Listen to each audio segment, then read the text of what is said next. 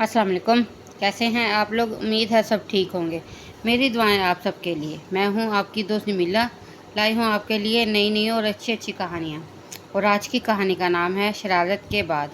बेटा, क्या नाम है आपका? एक अधेड़ उम्र शख्स ने जुनैद को मुखातब किया। जी, मुझे मियाँ जुनैद कहते हैं, जुनैद ने मुस्कुराते हुए इन साहब की तरफ देखते हुए कहा।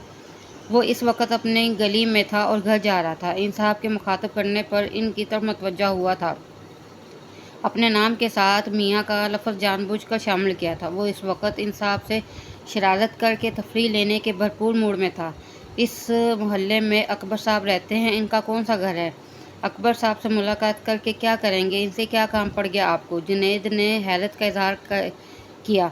काम है, जभी तो मुलाकात करना चाह रहा हूँ, आप इनका घर बता दें। अकबर साहब के चक्कर में ना आइएगा, वो बोला। क्यों क्यों? वो साहब बोले। वो एक नंबर के धोखेबाज हैं। पिछले दिनों उन्होंने मोहल्ले की नालियों की सफाई करने के लिए मोहल्ले से चंदा इकट्ठा किया और फिर भंगियों से मुफ्त में काम करवा डाला। 2-4 दिन भंगियों ने सब्र किया, फिर उन्होंने मोहल्ले में शोर शोर शोर मचाया तो राज खुला। अच्छा, वो ऐसे आदमी हैं? वो शख्स घबराते हुए बोला। हाँ हाँ, हम लोग तो इनको भुगत रहे हैं। बूढ़े आदमी हैं, इसलिए कोई कुछ नहीं कहता। जुनैद ने बताया। क्या वो किसी शख्स के लिए गलत किस्म की सिफारिश कर सकते हैं? इस शख्स ने संजीदगी से पूछा। पैसे के लिए अकबर साहब चोर उचक्के अफराद को भी मुअज़्ज़ज़ आदमी बनाकर पेश कर सकते हैं। मोहल्ले के बच्चों को कई बार स्कूल ले जाकर दाखिला करा के इनको हुकूमत की तरफ से मिलने वाली किताबें कबाड़ियों को बेच खाई। तो मुझे तो बताया गया था कि वो बहुत शरीफ आदमी हैं, इस शख्स ने कहा। अगर आप इनको शरीफ आदमी समझते हैं तो फिर आप अपनी इस गलत फहमी को दुरुस्त कर लें। जुनैद ने कहा। अच्छा हुआ बेटा आपसे मुलाकात हो गई, वरना मैं अंधेरे में रहता।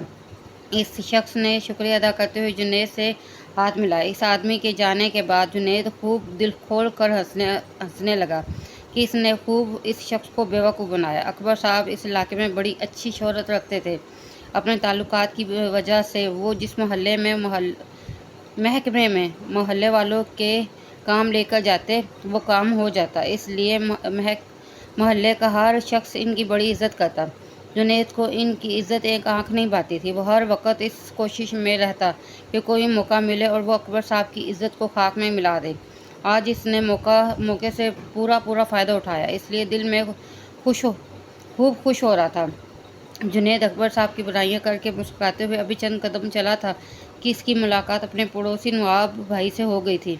क्यों भाई, ऐसी क्या खुशी की खबर सुन ली जो हंसी छुपे नहीं छुपाई जा रही?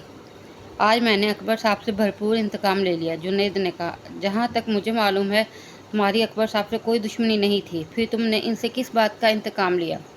वो मोहल्ले में बड़े इतराते फिरते हैं, हर कोई इनकी इज्जत करता है, यही बात मुझे पसंद नहीं थी, इसलिए मैंने इनकी इज्जत को खाक में मिला दिया। मैंने इनके बारे में एक अनजान आदमी को ऐसी बातें बताई कि इसका मुंह हैरत से खुला रह गया। ये तुमने अच्छा नहीं किया। जिसमें कोई खामी ना हो, तुम अपनी बात से इसकी इज्जत खराब करने के लिए कोई झूठा इल्ज़ाम लगाओ, वो बहतान होता है, इसकी बड़ी सख्त पकड़ होती है। नवाब ने कहा। अरे भाई, मैंने ऐसे ही तफरीह की गर्ज से इन साहब से ये बातें की। मेरे दोस्तों को जब इन बातों का पता चलेगा वो बहुत खुश होंगे। दोस्तों के बारे में ये सब तुम्हारी खुश फहमी है। चंद मिनट वो हंस लेंगे, फिर तुम्हें क्या फ़ायदा होगा? इससे तुम्हारे गुनाह में इजाफा होगा। नवाब बोला। तुम हर वक्त मौलवी बने फिरते हो, ज़िंदगी में तफरीह भी कोई चीज़ होती है। जुनैद अपने मिजाज के खिलाफ बात सुनकर जल भुन कर रह गया। जुनैद को ऐसे दोस्त पसंद थे जो इसकी बात पर कहका लगाएं और इसकी अहमकाना हरकतों और बातों पर दाद दें। दाद मिलने पर इसका सीना फ़ख्र और गुरूर से फूल जाता। जुनैद को नवाब पर इस वक्त बड़ा गुस्सा आ रहा था। वो गुस्से से पेच ताप खाकर घर की तरफ बढ़ गया। दूसरे दिन वो तेज़ कदम उठाते हुए घर जा रहा था कि इसने अब्बू को अकबर साहब के घर से निकलते हुए देखा।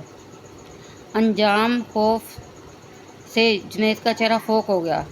ज़रूर अकबर साहब को मेरी शरारत का इल्म हो गया है, इसलिए उन्होंने अब्बू को शिकायत करने के लिए बुलाया होगा। जुनैद ने खुद कलामी की। अब्बू का उतरा हुआ चेहरा देखकर जुनैद समझ गया कि अकबर साहब ने अब्बू को खूब मेरे खिलाफ भर दिया, इसलिए आज इसकी खैर नहीं।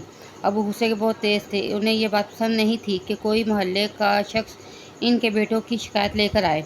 جنید ڈرتے ڈرتے گھر پہنچا اور گھر میں گھس کر بیٹھ گیا۔ اس کے کان کھڑکی طرف لگے ہوئے تھے۔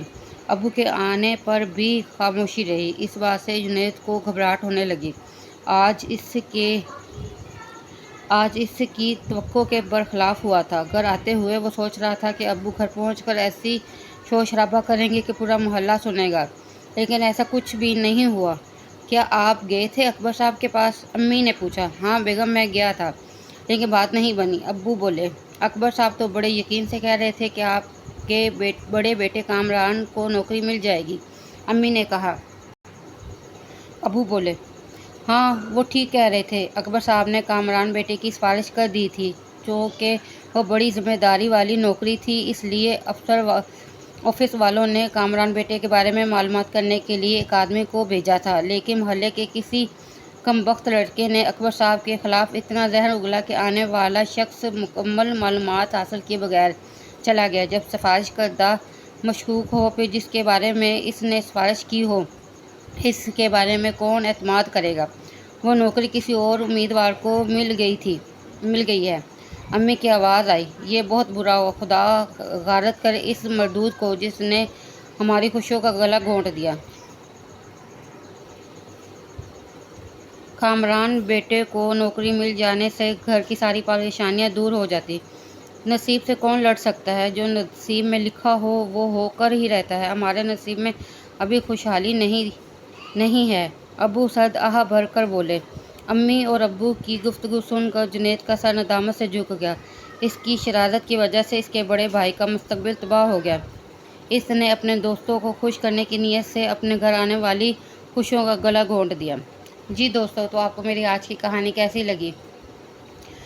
کسی سے بھی شرارت نہیں کرنی چاہیے۔ اس لڑکے کو تو اس کے کرنے کی سزا مل گئی، لیکن ہمیں ایسی شرارت سے دور رہنا چاہیے جو کسی پہ بہتان لگائے۔